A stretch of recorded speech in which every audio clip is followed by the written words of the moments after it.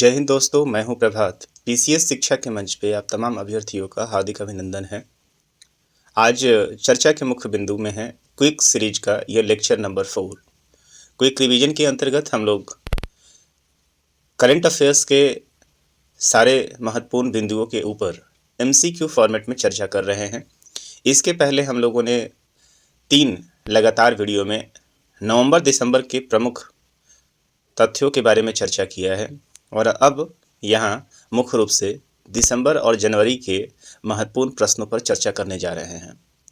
जो कोई भी आज के समय में पीसीएस लेवल या कोई भी वनडे एग्जामिनेशन दे रहा है और करंट अफेयर्स का उसमें वेटेज है तो आपके लिए बहुत ही महत्वपूर्ण ये सीरीज होने जा रहा है। उम्मीद करते हैं कि आप इस सीरीज से अपने करंट अफेयर्स को अपडेट कर पाइएगा।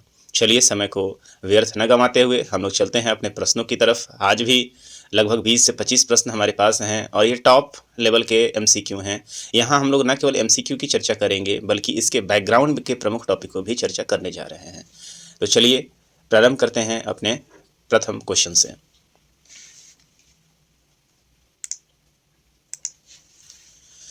चलिए पहले प्रश्न की तरफ चलते हैं और पहला ही प्रश्न शानदार प्रश्न है। यहाँ बुनियादी क्वेश्चन आप देखें, बुनियादी पशुपालन सांख्यिकी 2024 के अनुसार शीर्ष दूध उत्पादक राज्य कौन सा है। तो आपको बता दें कि हाल ही में BAHS के द्वारा, जो कि मुख्य रूप से आप देखेंगे कि पशुपालन सांख्यिकी के द्वारा एक आंकड़ा जारी किया गया है जो मुख्य रूप से 2023 और 24 का ये आंकड़ा है। और इस आंकड़े के अंतर्गत इन्होंने पूरी रूप से मत्स्य जो पशुपालन विभाग है उस पशुपालन विभाग के प्रमुख आंकड़ों को जारी किया है। पशुपालन विभाग, आपको पता होना चाहिए कि पशुपालन विभाग के अंतर्गत कौन कौन से वो सेक्टर आते हैं जिसके लिए सरकार अपना डाटा जारी करती है। तो मुख्य रूप से आप यहाँ पे देख पा रहे हैं कि सरकार ने मुख्य रूप से इस पशुपालन विभाग के द्वारा दूध, अंडा, मांस और ऊन के उत्पादन का यहाँ पे डाटा जारी किया है और उसके आधार पे ही सभी राज्यों का रैंकिंग डिसाइड किया है कि सबसे ज़्यादा जो हमारे पास उत्पादन रहा है वो कहाँ से रहा है। इसके बारे में हम लोग चर्चा करने जा रहे हैं। तो आइए सबसे पहले देखते हैं इस के द्वारा हम लोग BAHS के द्वारा, जिसका भी इस पशुपालन विभाग के जो मंत्रालय के मुख्य मंत्री हैं या मंत्रालय किसके पास है, तो पुरुषोत्तम रूपाला के पास है, इसको आप याद रखेंगे। और इसके अंतर्गत मिल्क, मीट, एग और उल का डाटा जारी किया गया है। सबसे पहले देख लेते हैं दूध के बारे में क्या स्थिति है। तो दूध के संदर्भ में आप देखेंगे तो दूध के संदर्भ में भारत विश्व का सबसे अग्रणी राज्य है। तो वैश्विक स्तर पे भारत का जो स्थान है वो प्रथम है। और इस साल आप देखेंगे 23-24 में यदि आप देखेंगे तो यहाँ 239.30 मिलियन टन का उत्पादन हुआ है, जो कि पिछले 10 वर्षों के उत्पादन में 5.62% की वृद्धि को बताता है। और वृद्धि के मामले में यदि आप देखेंगे सबसे ज़्यादा उत्पादन में सबसे ज़्यादा वृद्धि प्रतिशत में देखेंगे कहाँ हुआ है, तो पश्चिम बंगाल में हुआ है। अब जरा यहाँ पे देखें कि मिल्क के संदर्भ में आप देखें कि सबसे ज़्यादा उत्पादन कहाँ पे हुआ है, तो आप देखिए उत्तर प्रदेश जो है वो टॉप पे रहा है। यहाँ पे पूरे भारत के दूध का 16.21% उत्पादन हुआ है। दूसरे स्थान पे रहा है आपका राजस्थान जो 14.51% उत्पादन है। तीसरे पे मध्य प्रदेश है और चौथे पे गुजरात है। तो ये टॉप के 4 राज्य हैं जहाँ मुख्य रूप से आप दूध उत्पादन के बारे में देख सकते हैं। दूसरा क्षेत्र जो है वो अंडा का है।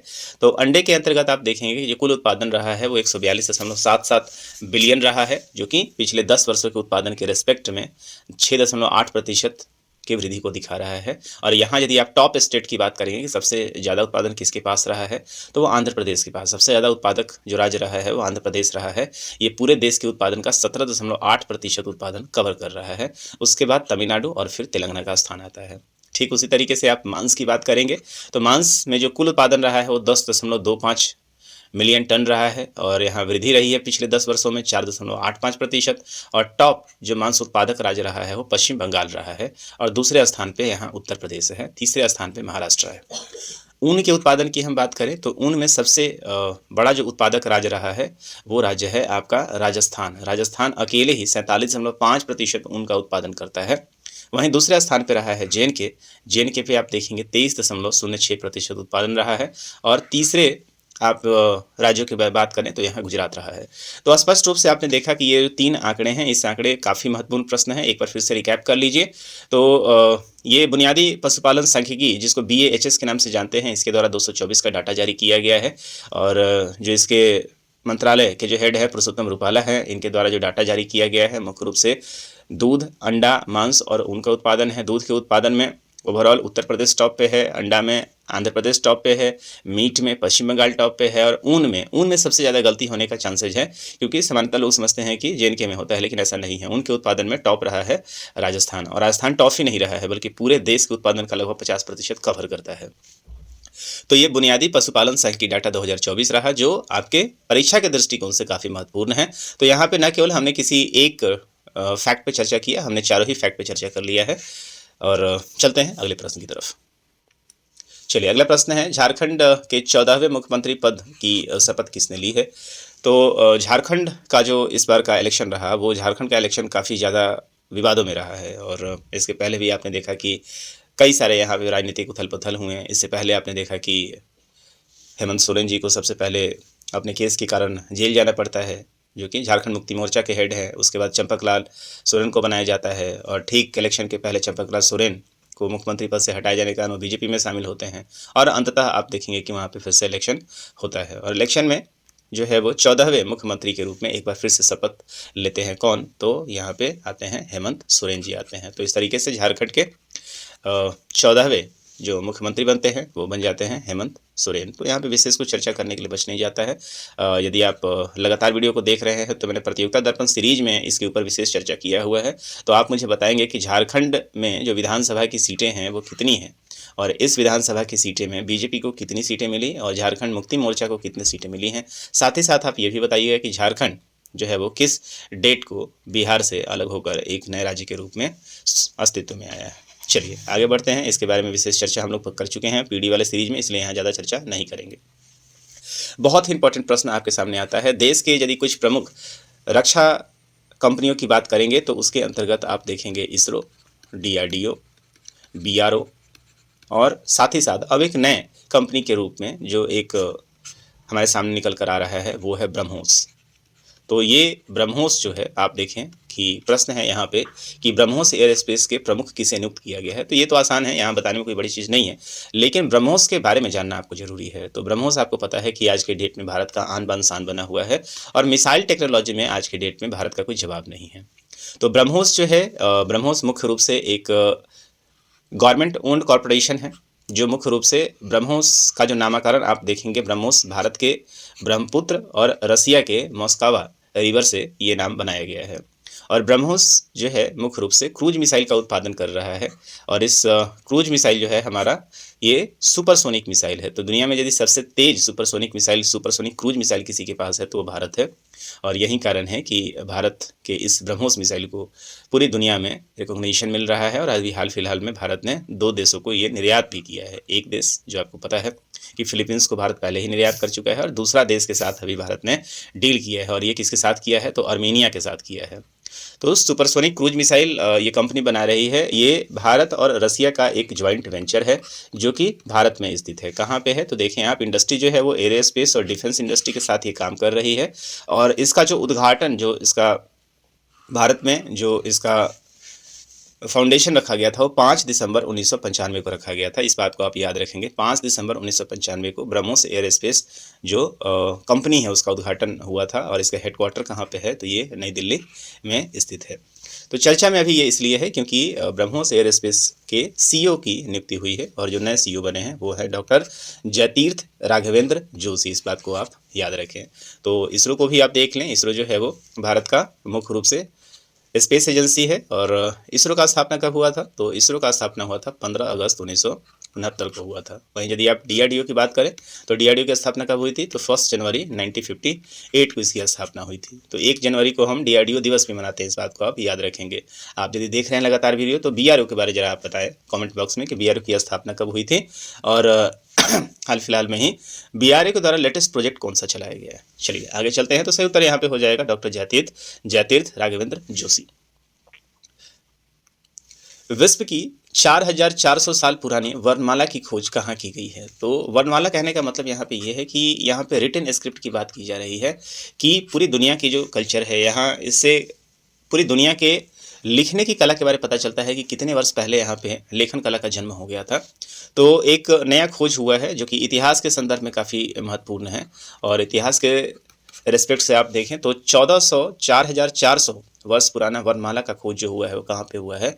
तो ये सीरिया में किया गया है। जॉन हॉपकिंस विश्वविद्यालय के शोधकर्ताओं ने सीरिया के एक कब्र में पाए गए मिट्टी के सिलेंडरों पर उकेरी गई सबसे पुरानी ज्ञात वर्णमाला लेखन को उजागर किया है और यह खोज 2400 ईसा पूर्व की है, जो पहले से ज्ञात वर्णमाला लिपियों से लगभग 500 साल पुरानी है, जो वर्णमाला लेखन की उत्पत्ति और प्रसार के बारे में मौजूद सिद्धांतों को चुनौती देता है। तो अभी तक जो हम लोगों ने इतिहास में पढ़ा है, उस इतिहास में हम लोगों ने देखा है कि हमारे यहाँ लेखन पद्धति जिसे पढ़ी जा सकी है, वो मुख्य रूप से हम देखते हैं कि प्राचीन काल में सिंधु घाटी सभ्यता के बाद की स्थिति है। सिंधु घाटी सभ्यता जो हम लोगों ने पढ़ा है, वहाँ पे लेखन कला का विकास हुआ है, लेकिन अभी तक उसको डिकोड नहीं किया जा सकता है ना। और इसीलिए आप देखेंगे कि इसको आदि ऐतिहासिक काल के अंतर्गत भी रखा जाता है। वहीं आप देखेंगे कि ऐतिहासिक काल में यदि आप देखेंगे तो प्राचीन भारत में यदि आप देख रहे हैं तो प्राचीन भारत में हम लोग मुख्य रूप से देखते हैं कि मौर्य काल से लिखित चीज़ों का मिलना प्रारंभ हो जाता है, उससे संबंधित अभिलेख मिलने शुरू हो जाते हैं और अशोक काल में तो खैर ये अपने टॉप पे पहुंच जाता है और उसके बाद तो हमारे यहाँ ग्रंथ की रचना शुरू हो जाती है। तो इसके संदर्भ में यदि आप देखेंगे सीरिया से यदि ये वर्णमाला मिला हुआ है, इसका मतलब ये है कि मध्य जो एशिया है वहाँ पे पहले से ही आप देखेंगे कि मध्य एशिया या पश्चिम की तरफ देखेंगे तो इस बात का प्रमाण मिलता है कि पहले से यहाँ लेखन कला का जन्म हो चुका था और निश्चित रूप से इससे मेसोपोटामिया की सभ्यता जो है वो अग्रणी रूप से सामने निकल कर आ रही है। चलिए आगे देखते हैं।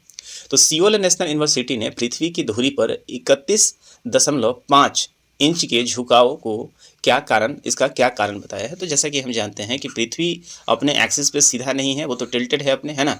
तो यहाँ पे इस झुकाव का जो क्या कारण बताया है, तो अभी आप देखें कि सियोल यूनिवर्सिटी ने एक शोध किया है और उस शोध में बताया है कि पृथ्वी अपने अक्ष पे कितना है, 66 डिग्री पे, 66.5 डिग्री पे है। तो यहाँ पे इन्होंने बताया है कि अभी जो हमारे पास इंक्लिनेशन है, उस इंक्लिनेशन में 31.5 इंच झुकाव का क्या कारण बताया है। तो इन्होंने कहा है कि अभी जो ज़्यादा झुकाव ये हो रहा है, तो एक आश्चर्यजनक तरीके से उन्होंने बताया है कि पृथ्वी से जो ज़्यादातर जल निष्कर्षण किया गया है वो पृथ्वी की धुरी पर 31.5 इंच के झुकाव का कारण है। तो जियोफिजिकल रिसर्च लेटर्स में प्रकाशित एक अध्ययन में वैज्ञानिकों ने बताया है कि 1993 से लेकर 2010 के बीच कुल 2150 गीगाटन भूजल पंपिंग ने पृथ्वी को लगभग 31.5 इंच पूर्व की तरफ झुका दिया। देखिए पूर्व की तरफ तो हमारा इंक्लिनेशन है ही है, इसमें कोई डाउट नहीं है, लेकिन इस इंक्लिनेशन में वृद्धि हुआ है और आप देखेंगे कि ज़्यादा वृद्धि होने के कारण आने वाले समय में यदि बैलेंस खराब होता है तो ये पृथ्वीवासियों के लिए अच्छा खबर नहीं है। तो पृथ्वी की धुरी 31.5 इंच के झुकाव का कारण जो है वो सबसे इम्पोर्टेंट कारण जो बताया गया है भूजल निष्कर्षण को बताया गया है। भूजल मतलब क्या है कि जो पृथ्वी के अंदर जो पानी है उस निकाला गया है, पंपिंग किया गया है और इसमें भी ये बताया गया है कि सबसे ज़्यादा जो पानी निकाला गया है वो पश्चिमी उत्तरी अमेरिका में निकाला गया है और भारत के उत्तर पश्चिमी क्षेत्र जो कि मुख्य रूप से आप देखेंगे कि पंजाब का क्षेत्र है, तो यहाँ कृषि के लिए सबसे ज़्यादा पानी को निकाला गया है। तो खबर जो यहाँ से बन रही है, सिर्फ आपको इतना याद रखना है कि किसने किया है। तो सियोल नेशनल यूनिवर्सिटी है। सियोल कहाँ पर है, तो सियोल किसकी राजधानी है, तो ये साउथ कोरिया की राजधानी है, इस बात को याद रखेंगे। और 31.5 डिग्री झुकाव का जो सबसे इंपॉर्टेंट कारण बनाया है जो कि अत्यधिक भूजल निष्कर्षण है। आगे बढ़ते हैं। राष्ट्रीय डोपिंग रोधी एजेंसी ने डोपिंग परीक्षण के लिए नमूना देने से इनकार करने पर किसे 4 वर्ष के लिए निलंबित कर दिया गया है। तो यहाँ पे व्यक्तिगत रूप से तो इम्पोर्टेंट नाम है ही और वो और कोई नहीं, बजरंग पुनिया है, जिसे आप यहाँ पे देख पा रहे हैं। तो बजरंग पुनिया रेसलर हैं, आप सभी को पता है। तो इनके बारे में थोड़ा सा जानने से ज़्यादा जरूरी है कि आप ये देखें कि ये एजेंसी कौन सी है। तो राष्ट्रीय डोपिंग रोधी एजेंसी है, जिसको हम लोग मुख्य रूप से आप देखेंगे तो नाडा कहते हैं। तो राष्ट्रीय स्तर पे नाडा जो एजेंसी है, ये एजेंसी आपके डोपिंग को ध्यान में रखती है और यदि वैश्विक स्तर पे देखेंगे, वर्ल्ड स्तर पे, तो ये वाडा है। तो नेशनल एंटी डोपिंग एजेंसी है ये हमारे देश में खिलाड़ियों के द्वारा प्रयोग की जाने वाले दवाइयों की जांच करता है और उसमें ये देखता है कि कोई नशे की चीज़ तो नहीं है। तो इसी के संदर्भ में अभी हाल फिलहाल में नाडा ने एक केस को पाया है। बजरंग पुनिया को नोटिस जारी किया था नाडा ने ड्रग्स के स्थिति में और यहाँ पे बजरंग पुनिया अपना नमूना देने से इनकार कर दिए हैं और इसी के कारण बजरंग पुनिया को 4 वर्ष के लिए सस्पेंड कर दिया गया है, निलंबित कर दिया गया है। तो हमारे लिए जो जानने वाला सबसे इम्पोर्टेंट है नाडा।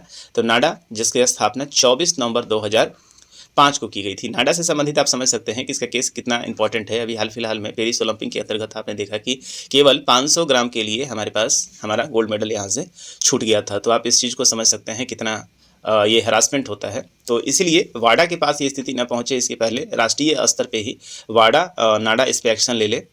ये इसलिए राष्ट्रीय स्तर पे इसका फॉर्मेशन किया गया है। 24 नवंबर 2005 को इसका फॉर्मेशन है, जिसके चेयरमैन जो होते हैं वो मुख्य रूप से मिनिस्टर ऑफ स्पोर्ट्स होते हैं, और डायरेक्टर जनरल जो तत्काल हैं वो हैं आशीष भार्गव, जो कि एक पूर्व आईएएस है। तो आपको याद रखना है नेशनल डोपिंग एजेंसी, और नेशनल डोपिंग एजेंसी के द्वारा हाल फिलहाल में एक ऐप भी लॉन्च किया गया है, जहाँ पे हमारे खिलाड़ियों को मुख्य रूप से ये पता नहीं होना चाहिए कि उनको कौन सा ड्रग्स लेना चाहिए, कौन सा ड्रग्स नहीं लेना चाहिए। इसलिए उन्होंने एक ऐप जारी किया है जिसका नाम है know your medicine, know your medicine. तो उस पर जैसे ही आप मेडिसिन का नाम बताएंगे वो आपको ये बता देगा कि ये आपके लिए आपको प्रयोग करना चाहिए कि नहीं करना चाहिए। तो इस बात को याद रखेंगे कि भारत की राष्ट्रीय डोपिंग रोधी एजेंसी, जिसको नाडा कहा जाता है, 10 मार्च को राष्ट्रीय टीम के चयन ट्रायल के दौरान डोपिंग परीक्षण के दौरान नमूना देने से इन्होंने इनकार कर दिया, और टोक्यो ओलंपिक के कांस्य पदक विजेता हैं ये 2018 में, आपको याद है कि इन्होंने जीता हुआ था, और बजरंग पुनिया पर 4 साल का प्रतिबंध लगा दिया गया है। आगे देखते हैं, एशियाई विकास बैंक के 11वें अध्यक्ष के रूप में किसे नियुक्त किया गया। देखिए, जिसको हम लोग एशियाई बैंक, जिसको हम लोग एडीबी कहते हैं, एशियाई डेवलपमेंट बैंक कहते हैं। एशियाई डेवलपमेंट बैंक तो खैर खबर इंपॉर्टेंट है ही, जो यहाँ पे अध्यक्ष बने हैं वो इंपॉर्टेंट तो है, सबसे ज़्यादा इंपॉर्टेंट है इसका फॉर्मेशन, जिससे लगातार प्रश्न पूछा जाता है। तो एशियाई डेवलपमेंट बैंक, जिसको एडीबी कहा जाता है, इसका हेडक्वार्टर कहाँ पे है, तो फिलीपींस मनीला में आपको देखने को नजर आ जाएगा। और इसकी स्थापना कब की गई थी, सबसे ज़्यादा इंपॉर्टेंट ये है, ये 19 दिसंबर 1966 को इसकी स्थापना की गई थी। और मुख्य रूप से आप देखेंगे 59 देशों का अभी तत्काल ये समूह है। सबसे ज़्यादा जरूरी है यहाँ से जानने के लिए कि 31 दिसंबर 2020 तक जो यहाँ पे है ये किसके लिए काम करता है। तो यहाँ जो सबसे ज़्यादा आप देखेंगे कि कंट्रीब्यूशन किसका है, तो Japan and the United state each holds the largest proportion of share eight 15.571%। तो यहाँ पे देखिए कि मुख्य रूप से ये यूएसए और प्लस जापान समर्थित ये ऑर्गेनाइजेशन है, जहाँ पे इन दोनों का अकेले करके आप देखिए तो 15% से ज़्यादा का कंट्रीब्यूशन है जिसमें फंडिंग होता है। इसके अलावा आप देखेंगे तीसरे नंबर पे जो है वो कौन सा है, तो चाइना है, जो लगभग 6.49% का शेयर अपने पास रखता है। और चौथे स्थान पे आप देखेंगे तो सबसे इंपॉर्टेंट है इंडिया, जो है यहाँ पे चौथे स्थान पे है, जो 6.317% का शेयर धारण करता है। 5वें पे है ऑस्ट्रेलिया। तो एडीबी जो ये मुख्य बैंक है पूरे विश्व में आप देखेंगे डेवलपमेंट से, सोशल एंड इकोनॉमिक डेवलपमेंट के लिए काम करता है। कहीं ब्रिज बनाना हो, कहीं किसी देश में आप देखेंगे कि कई सारे प्रोजेक्ट जो चल रहे हैं आप एडीबी के समर्थन से चल रहे हैं। तो कुछ ऐसे सोशल और इकोनॉमिक डेवलपमेंट जहाँ पे फंडिंग की आवश्यकता है वहाँ एडीबी के द्वारा लोन कई बार दिया जाता है, उन्हें हेल्प दिया जाता है। तो एडीबी जो है वो मुख्य रूप से एक social and economic development organisation है, जिसमें जो सबसे ज़्यादा शेयर है वो यूएसए और जापान का है, जो कि 15% से अधिक है। और इसकी स्थापना जो है वो 19 दिसंबर 1966 को की गई थी। तत्काल जो है इसके 11वें जो हैं अध्यक्ष के रूप में किसका चुनाव हुआ है, तो ये मसातो कांडा है, जो आप देख पा रहे हैं। ये मसातो कांडा जो है वो पदभार 28 नवंबर 2024 को एशियाई विकास बैंक के बोर्ड ऑफ गवर्नर्स ने सर्वसम्मति से मसातो कांडा को 11वां अध्यक्ष चुन लिया है, और 24 फरवरी 2025 को पदभार ग्रहण करेंगे। तथा मासातो सुगु असाकावा जो है ये अभी एडीबी के अध्यक्ष थे, मतलब ये अभी 23 फरवरी को रिटायर हो जाएंगे, जो 23 फरवरी 2025 को अपना पद छोड़ेंगे। और ये कहाँ के हैं, इस बात को याद रखिएगा, ये जापानीज है।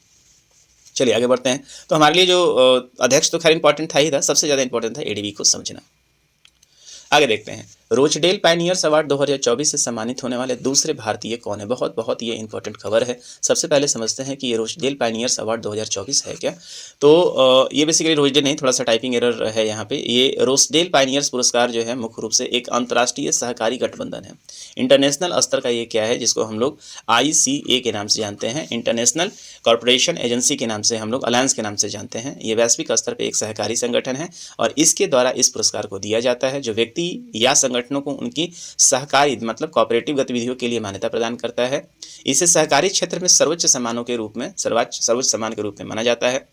ICA पुरस्कार उन व्यक्तियों या संगठनों को प्रदान किया जाता है जिन्होंने अपने समुदाय और सदस्यों पर सकारात्मक प्रभाव डाला है। तो इस बार यह पुरस्कार अभूतपूर्व वित्तीय रूप से टिकाऊ सहकारी गतिविधियों को मान्यता देता है। और आप देखेंगे कि उनके नेतृत्व में अभी जो इस बार के लिए जो है वो 2024 के लिए ये पुरस्कार किसे मिला है, भारतीयों को मिला है, और ये दूसरे भारतीय हैं जिनको ये पुरस्कार मिला है। तो इस बार ये पुरस्कार मिला है डॉक्टर उदय शंकर अवस्थी, जिसका पिक्चर आपके सामने है। ये उदय शंकर अवस्थी हैं, और उदय शंकर अवस्थी जो हैं ये मुख्य रूप से इफ़को के चेयरमैन है अभी तत्काल। तो इफ़को के बारे में भी हम थोड़ा सा जान लेंगे यहाँ पे। तो इनके नेतृत्व में आप देखेंगे उदय शंकर अवस्थी के नेतृत्व में सहकारी जो समिति है इसने अपने उत्पादन की क्षमता में 292% का असाधारण वृद्धि किया है, और साथ ही साथ शुद्ध मूल्य में 688% की भी वृद्धि की है।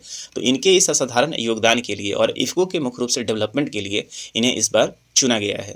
तो समझिए इफ़को क्या है, तो भारत में जो इफ़को है, जिसको हम लोग IFFCO के नाम से जानते हैं, इसका फुल फॉर्म होता है इंडियन फार्मर्स फर्टिलाइजर कॉर्पोरेशन। तो एक तरीके का, और भारत का एक पुराना कॉर्पोरेशन में से एक है, जिसे 3 नवंबर 1967 को स्थापित किया गया था, और इसका हेडक्वार्टर कहाँ पे है, तो दिल्ली में है। इस बात को आप याद रखेंगे। और इसके पहले यदि किसी को दिया गया था, किसे दिया गया था, तो वर्गीस कुरियन को दिया गया था, डॉक्टर वर्गीस कुरियन को दिया गया था। देखिए यहाँ पे डॉक्टर अवस्थी 2001 में पुरस्कार प्राप्त करता, डॉक्टर वर्गीस कुरियन के बाद पुरस्कार प्राप्त करने वाले दूसरे भारतीय हैं।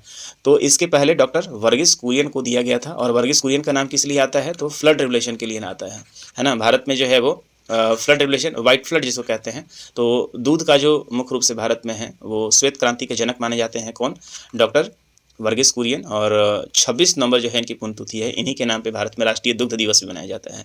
और 26 नवंबर को भी क्या मनाया जाता है, तो याद रखिएगा, संविधान दिवस भी मनाया जाता है। तो हमारे लिए इंपॉर्टेंट ये फैक्ट है, और ये एग्रीकल्चर से संबंधित ये न्यूज़ है, जो कि काफ़ी इंपॉर्टेंट है। इसके पहले हमने BHS 2024 का भी डाटा देखा था, तो इसको आप ध्यान में रखे रहिएगा। तो इफ़को के बारे में आपका जान लेना जरूरी है, जिसको हम लोग इंडियन फार्मर्स फर्टिलाइजर कॉर्पोरेशन कहते हैं। स्थापना 3 नवंबर 1967 को हुई थी। हेडक्वार्टर कहाँ पे है, नई दिल्ली में है। और इन्हीं के अभी चेयरमैन जो हैं, जिनका नाम है डॉक्टर उदय शंकर अवस्थी, इन्हें प्रदान किया गया है रोचडेल पायनियर्स अवार्ड 2024।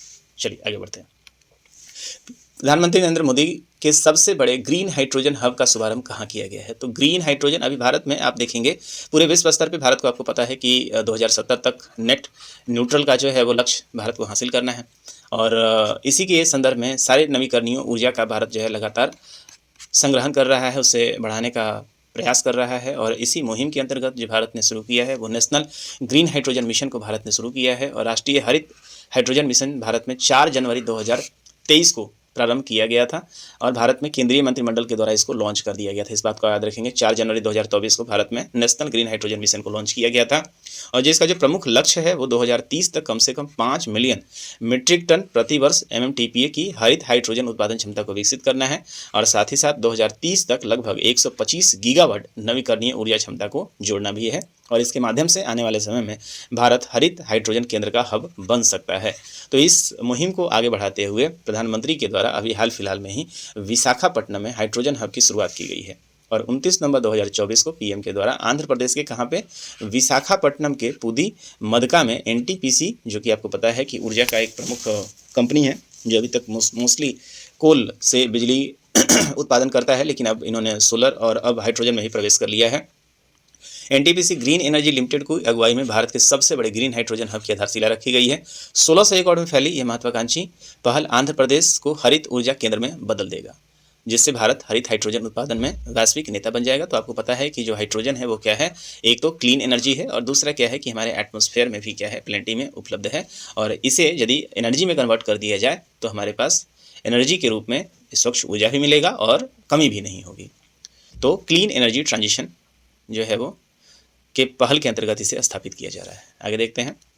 10वां भारत अंतर्राष्ट्रीय विज्ञान महोत्सव 2024 कहाँ आयोजन किया गया है, तो ये प्रतिवर्ष आप देखेंगे IISF इसे कहते हैं, इंडियन इंटरनेशनल साइंस फेस्टिवल 2024। और इसके अभी मंत्री कौन है, आपके यहाँ पे दिख रहा है, डॉक्टर जितेंद्र सिंह आपको यहाँ पे नज़र आ रहे हैं।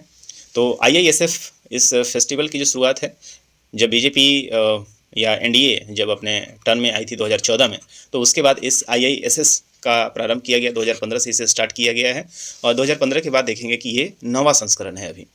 9वां संस्करण 17 से 20 जनवरी 2024 को इस बार कहाँ मनाया गया है, तो इस बार जो ये लास्ट वाला है 23 नवंबर से लेकर 3 दिसंबर 2024 को इसे आयोजित किया गया है। और इस बार जो इसका आयोजन हुआ है कहाँ पे हुआ है, तो गुवाहाटी आसाम में किया गया है। इसके पहले जो 9वां संस्करण है 2024 में ही जनवरी में किया गया था, 17 से 20 जनवरी को हरियाणा के फरीदाबाद में किया गया था। और ये 10वां सम्मेलन है, और 10वां सम्मेलन आप देखेंगे कहाँ किया गया है इस बार, तो पूर्व में किया गया है, IIT गुवाहाटी के कैंपस में किया गया है। और पूर्वोत्तर भारत में पहली बार यह महोत्सव मनाया गया है, जिसका मुख्य उद्देश्य है भारत में नवाचार को जगह देना और उसके साथ साथ उत्तर पूर्वी क्षेत्रों को भी आपस में जोड़ना। अगले प्रश्न में चलते हैं। भारत की पहली अंतरिक्ष AI लैब MOITD का निर्माण किसने किया है? बहुत ही ज़्यादा इम्पॉर्टेंट ये फैक्ट है, और आपको आने वाले प्रश्नों में, आने वाले समय में ऐसे प्रश्न लगातार देखने को मिलते रहेंगे। साइंस एंड टेक का ये प्रश्न है, और साइंस एंड टेक की तरफ एक बहुत ही इंपॉर्टेंट न्यूज आ रही है, जो कि भारत के लिए आगामी अंतरिक्ष मिशन के लिए अत्यंत ही महत्वपूर्ण है। तो अंततः आप देखेंगे भारत की पहली अंतरिक्ष एआई लैब को अब लॉन्च कर दिया गया है। ये आप देख पा रहे हैं, India launches first AI lab in space. Space में इसे क्या कर दिया गया है, लॉन्च कर दिया गया है। हाल ही में PSLV C60 के द्वारा इसको लॉन्च किया गया था। और ये क्या है, तो टेक मी टू स्पेस एक हैदराबाद बेस्ड एक कंपनी है। इसने MOITD नाम का एक एआई लैब बनाया है और इसे अंतरिक्ष में लॉन्च कर दिया गया है। और ये मुख्य रूप से रियल टाइम डाटा को कलेक्ट करेगा और सैटेलाइट ऑपरेशन यहाँ पे करने वाला है। और यहाँ से जो डाटा लिए जाएंगे वो आगे के अन्वेषण के लिए अत्यंत ही कारगर होगा। तो हैदराबाद स्थित एक कंपनी है स्पेस टेक कंपनी टेकमी2, जो आप देख रहे हैं टेकमी2, और जिसको हम लोग TMT स्पेस के नाम से जानते हैं। और ये भारत की पहली अंतरिक्ष स्थित एआई प्रयोगशाला है। तो एआई प्रयोगशाला MOITD है, जिसका फुल फॉर्म आप कहेंगे माई ऑर्बिटल इंफ्रास्ट्रक्चर टेक्नोलॉजी डेमोन्स्ट्रेशन। और ये मुख्य रूप से ये अंतरिक्ष के डाटा को कलेक्ट करने के लिए हाल फिलहाल में ही इसरो के द्वारा PSLV C60 से लॉन्च कर दिया गया है। तो याद रखेंगे MOITD क्या है, तो ये भारत का पहला अंतरिक्ष एआई लैब है जिसे लॉन्च किया गया है। आगे देखते हैं, दिवंगत हुए सुप्रीम कोर्ट के पहले हरित न्यायाधीश कौन थे। तो सुप्रीम कोर्ट के आपको पता है NGT के बारे में आपको जानना चाहिए, नेशनल ग्रीन ट्रिब्यूनल जिसको कहते हैं। तो जो नेशनल ग्रीन ट्रिब्यूनल क्या है, तो एक स्टैच्यूटरी बॉडी है जो मुख्य रूप से भारत में ग्रीन इन्वायरमेंट के प्रति न्याय देता है। और लगातार जो इमिशन हो रहा है या जो भी ग्रीन इन्वायरमेंट के एगेंस्ट में जो विरोध में हैं या जो कुछ गलत काम कर रहे हैं उसे लगातार पनिश करने का प्रयास भी करता है। और NGT का जो गठन है वो कब किया गया था, इसको याद रखिएगा, ये 2010 में किया गया था। और इसके लिए NGT ट्रिब्यूनल एक्ट 2010 लाया गया था। और अंततः आप देखेंगे 18 अक्टूबर 2010 को भारत में नेशनल ग्रीन ट्रिब्यूनल की स्थापना की गई थी। और इसके जो पहले जज बनाए गए थे वो जज कौन बनाए गए थे, तो उनका नाम था जस्टिस कुलदीप सिंह। जस्टिस कुलदीप सिंह का हाल फिलहाल में ही निधन हो गया है, इसलिए ये खबर चर्चे में है।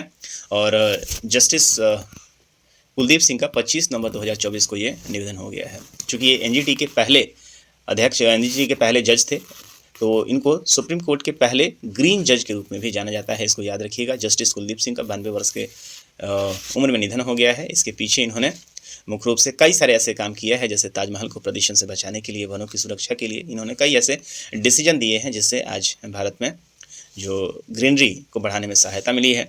तो याद रखेंगे नाम जस्टिस कुलदीप सिंह। इनके बारे में कहा जाता है कि ये प्रथम ग्रीन जज थे। और उसका कारण ये था क्योंकि NGT जिसकी स्थापना 2010 में हुई थी उसके ये पहले अध्यक्ष थे। अगले प्रश्न में है हमारे पास चर्चा में रहा ई दाखिल पोर्टल का संबंध किससे है। तो ई दाखिल पोर्टल एक इंपॉर्टेंट फैक्ट यहाँ से निकल कर आ रहा है। तो उपभोक्ता मामले से संबंधित यदि अब आपको कोई भी जो कंप्लेन करना होता है तो उसके लिए एक पोर्टल लॉन्च कर दिया गया है केंद्र सरकार के द्वारा। और केंद्र सरकार के द्वारा जो ये पोर्टल लॉन्च किया गया है ये मुख्य रूप से द कंज्यूमर प्रोटेक्शन एक्ट 2019 और इसके अंतर्गत जो 20 जुलाई 2020 से एक्टिव हो गया है, इसके अंतर्गत ही केंद्र सरकार के द्वारा ई दाखिल पोर्टल को लॉन्च किया गया है। और ये राष्ट्रव्यापी कार्यान्वयन करने की घोषणा की गई है। ई दाखिल पोर्टल को सबसे पहले 7 सितंबर 2020 में राष्ट्रीय उपभोक्ता विवाद निवारण आयोग के द्वारा लॉन्च किया गया है। तो आपको उपभोक्ता संबंधी कोई भी विवाद है तो आप इसके ऊपर रजिस्टर कर सकते हैं और इसके द्वारा इसके ऊपर स्पीडी एक्शन लेने में सहायता मिलेगी। तो याद रखेंगे ई दाखिल पोर्टल किससे संबंधित है, तो ये उपभोक्ता मामले से संबंधित है। K4 मिसाइल का सफल परीक्षण कर दिया गया है, काफ़ी इंपॉर्टेंट है। K4 जिसको हम लोग किलर K4 के नाम से जानते हैं, इसको आपको याद आ रहा होगा, तो इसे सागरिका के नाम से भी एक बार हम लोगों ने पढ़ा था। तो K4 जो मिसाइल है ये मुख्य रूप से एक नेवी के प्रयोग के लिए मिसाइल है, जो मुख्य रूप से आप देखेंगे कि जो नेवल शिप से इसे लॉन्च किया जाता है। और K4 जो ये मिसाइल है इससे पहले भी इसके परीक्षण हो चुके हैं, लेकिन इसका एक उन्नत वर्जन आपके सामने आ रहा है। इसका जो स्ट्राइक रेंज है वो 3500 किलोमीटर है। तो चूँकि भारत का कोस्ट गार्ड जो है, जो कोस्टल एरिया है वो 7500 किलोमीटर के आसपास है, तो इसके लिए ये काफ़ी इंपॉर्टेंट है कि भारत के पास एक लॉन्ग रेंज नेवल शिप हो, नेवी के लिए जो है एक लॉन्ग रेंज मिसाइल हो। और ये 3500 किलोमीटर के साथ एक भारत के लिए आप समझे ब्रह्मास्त्र है, जिसको हम लोग शिप से लॉन्च कर सकते हैं। सबसे बड़ी बात ये है कि ये जो है वो न्यूक्लियर वेपन ले जाने में सक्षम है। और चूँकि ये स्पीड ज़्यादा है, स्पीड ज़्यादा होने के कारण इसे रडार पर ट्रैक करना काफ़ी मुश्किल है। एक एंटी बैलिस्टिक वेपन है। तो भारतीय नौसेना ने अपनी परमाणु ऊर्जा से चलने वाली पनडुब्बी INS अरीघाट से परमाणु सक्षम K4 मिसाइल को सफलतापूर्वक लॉन्च कर दिया गया है। तो भारत का ये आपको पता है कि जो परमाणु सक्षम है, ये दूसरा नेवल शिप है जिसको हम लोग INS अरिहंत के नाम से जानते हैं, और इसके ऊपर इस K4 को इंस्टॉल किया गया है। भारतीय नौसेना ने 19 अगस्त 2024 को अपनी दूसरी परमाणु ऊर्जा से चलने वाली पनडुब्बी INS अरिहंत में इसे नौसेना में अब शामिल कर लिया है। तो अब पूरी तरह से ये टेस्टेड हो चुका है और अब INS अरिहंत पे इसको क्या किया गया है, इंस्टॉल कर दिया गया है। तो सही उत्तर हो जाएगा आपका यहाँ पे INS अरिहंत। चर्चा में रहा NS-28 मिशन का संबंध किस अंतरिक्ष मिशन से है। बहुत ही इंपॉर्टेंट ये मिशन है, एक बार फिर से न्यू शेफर्ड 28 मिशन इसको कहते हैं। न्यू शेफर्ड मिशन जो बेसिकली क्या है, ये आपको अब किसका है, तो जेफ बेजोस की ये कंपनी है जो ब्लू ओरिजिन, जिसका ये मुख्य रूप से ब्लू ओरिजिन की ये कंपनी है, और इसके द्वारा हाल फिलहाल में NS-28 मिशन को सफलतापूर्वक लॉन्च किया है। तो ये न्यू शेफर्ड इसको कहते हैं, NS-28 ये न्यू शेफर्ड 28 मिशन है, जो कि मुख्य रूप से आप देखेंगे कि इसका पर्यटन जो है, अंतरिक्ष पर्यटन से आप कह सकते हैं इसको, ये अंतरिक्ष पर्यटन कराने के लिए लॉन्च था। इसके ऊपर जो आप देख रहे हैं ये क्रू कैप्सूल है, ये इस कैप्सूल की मदद से कुल मिला के 6 पर्यटक जो हैं वो इसके द्वारा लॉन्च किए गए थे और सब ऑर्बिटल स्पेस में भेजा गया था। पृथ्वी से ऊपर लगभग 200-300 किलोमीटर के अराउंड ये लोग गए और कुछ समय के बाद फिर इनको रिकवर भी कर लिया गया है। इन्हें न्यू शेफर्ड की एक रॉकेट प्रणाली है जिसके द्वारा उनका जो मुख्य उद्देश्य क्या है, पर्यटकों को अंतरिक्ष में ले जाना है। तो जिस तरीके से लोग समुद्र के अंदर जाते हैं, उसी तरीके से अब एक दल को मुख्य रूप से कुछ समय के लिए ले जाया जाएगा और ये अंतरिक्ष का भ्रमण करके वापस पृथ्वी पे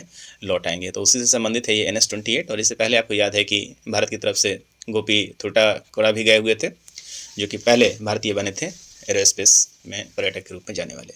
तो सही उत्तर क्या हो जाएगा, NS-28 किससे संबंधित है, तो ये ब्लू ओरिजिन की कंपनी है जो जेफ बेजोस की है। और कहाँ संबंध रखता है, तो USA से संबंध रखता है।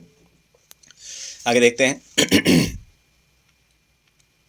भारत सिंगापुर द्विपक्षीय अभ्यास अग्नि वॉरियर 2024 का आयोजन कहाँ हुआ है। तो भारत और सिंगापुर के बीच में जो अग्नि वॉरियर अभ्यास है इस बार जो हुआ है वो कहाँ हुआ है, तो महाराष्ट्र में हुआ है। 28 नवंबर से 30 नवंबर के बीच में इसका आयोजन किया गया है। भारत सिंगापुर का ये द्विपक्षीय अभ्यास है और अग्नि वॉरियर का ये 13वां संस्करण है, इसको याद रखेंगे। महाराष्ट्र में, महाराष्ट्र के कहाँ पे है, देवलाली फील्ड फायरिंग रेंज में इसका सफल आयोजन हुआ है और पिछला संस्करण 2022 में कराया गया था।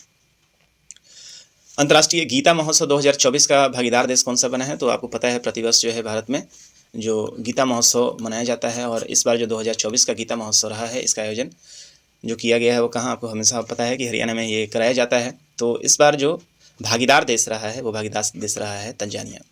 तो गीता महोत्सव कब से कब हुआ है, तो 28 नवंबर 2024 को शुरू हुआ और 15 दिसंबर 2024 को ये कुरुक्षेत्र हरियाणा में समाप्त हो गया है। इसका ये 9वां संस्करण था। इस 9वें संस्करण के लिए आपको याद क्या रखना है, तो जो फोकस कंट्री रहा है वो तंजानिया रहा है। लेकिन सबसे इंपॉर्टेंट यहाँ पे क्या है कि फोकस स्टेट क्या रहा है, तो इस बार फोकस जो स्टेट या भागीदार जो राज्य रहा है वो कौन सा रहा है, उड़ीसा रहा है। इसको आप याद रखेंगे। आगे बढ़ते हैं। 55वें IFFI गोल्डन पीकॉक पुरस्कार विजेता टॉक्सिक का संबंध किससे है, तो 55वां IFFI के बारे में मैंने ऑलरेडी PD सीरीज में इसके बारे में कवर किया हुआ है। तो इस बार आप देखेंगे जो गोल्डन पीकॉक जो पुरस्कार है मुख्य रूप से विदेशी फिल्मों को दिया जाता है। तो इस बार ये जो फिल्म है टॉक्सिक को दिया गया है। टॉक्सिक कहाँ की फिल्म है, तो ये लिथुआनिया की फिल्म है। और देखिए आप यहाँ पे, तो film toxic was awarded golden peacock film with west 55th IFFI 2024 awarded presented by the hands of CM doctor Pramod Sawant जो हैं आप देख रहे हैं यहाँ पे, इनके द्वारा ये अवार्ड दिया जा रहा है। और 28 नवंबर 2024 को ये गोवा में इसका आयोजन किया गया था doctor Shyama Prasad Mukherjee indoor stadium में। 55वें अंतर्राष्ट्रीय फिल्म महोत्सव का यहाँ पे समापन हुआ है और इस वर्ष का जो थीम था वो था युवा फिल्म निर्माता भविष्य अब है। तो इसके अंतर्गत ही आपको याद रखना है 40 लाख रुपए नगद दिए जाते हैं और सर्वश्रेष्ठ जो फिल्म है टॉक्सिक रहा है और ये लिथुआनिया की फिल्म है।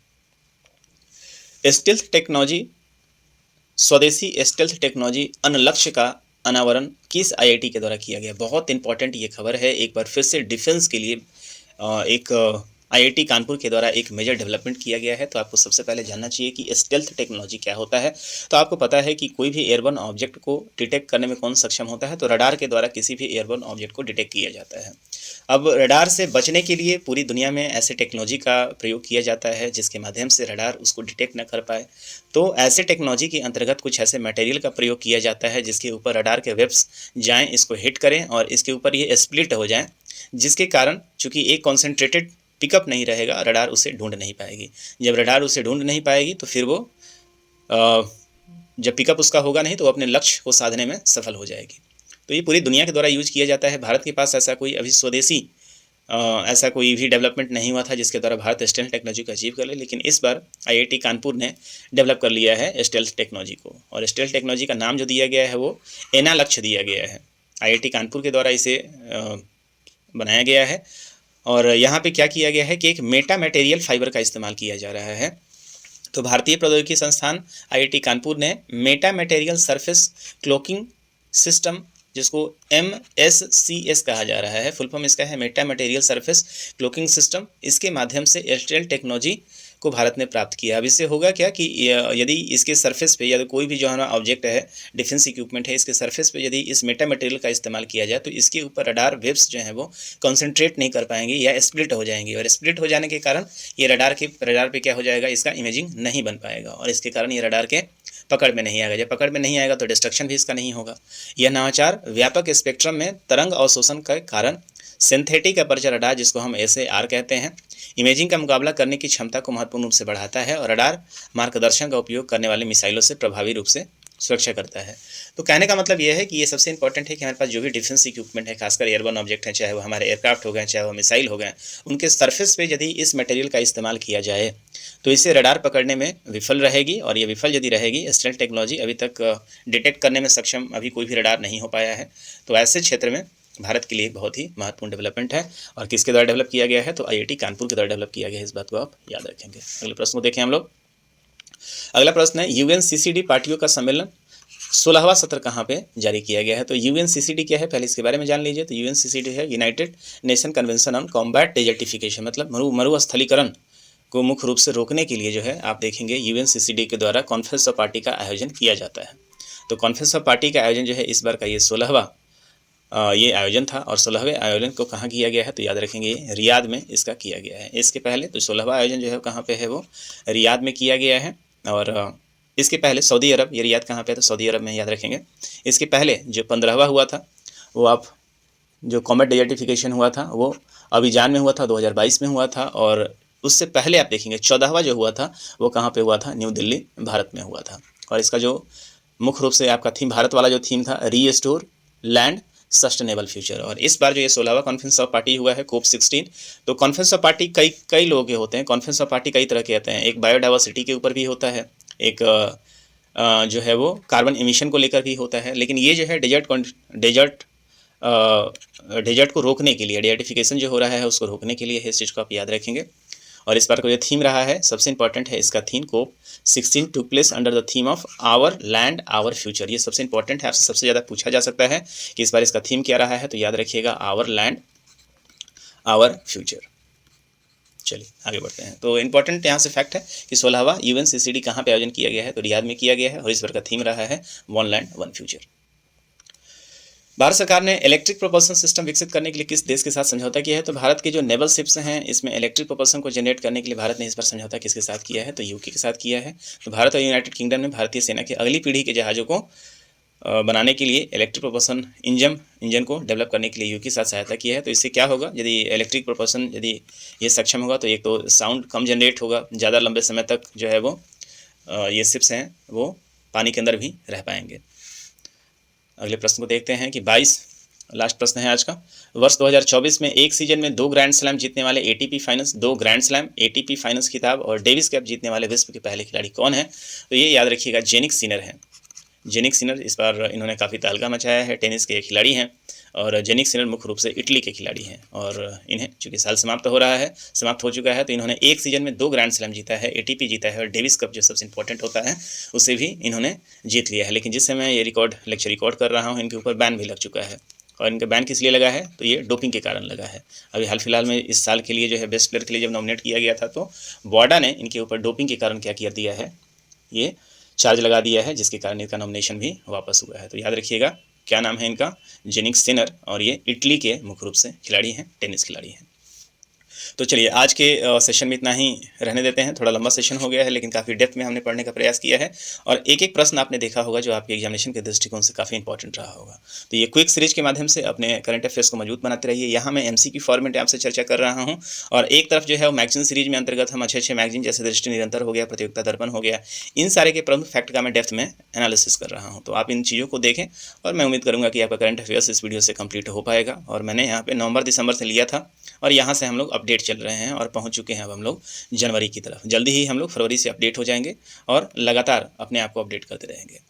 तो यदि आपको वीडियो पसंद आ रहा हो तो अपने दोस्तों के बीच में शेयर करें, इसे लिंक शेयर करें, इसे आपस में सब्सक्राइब करें, लाइक करें, ताकि ये चैनल आगे ग्रो हो सके और हम लोग भी लगातार वीडियो बनाने के लिए मोटिवेटेड रहें। तो चलिए आज के सेशन में इतना ही, मिलेंगे हम आपसे अगले वीडियो में, सीरीज 5 में मिलेंगे। तब तक के लिए जय हिंद, खुश रहिए, पढ़ते रहिए और अपने तैयारी को लगातार आगे बढ़ाते रहिए, क्योंकि मंजिलें उसे मिलती हैं जिनके हौसलों में जान होती है, और पंखों से कुछ नहीं होता, हौसले से उड़ान होती है।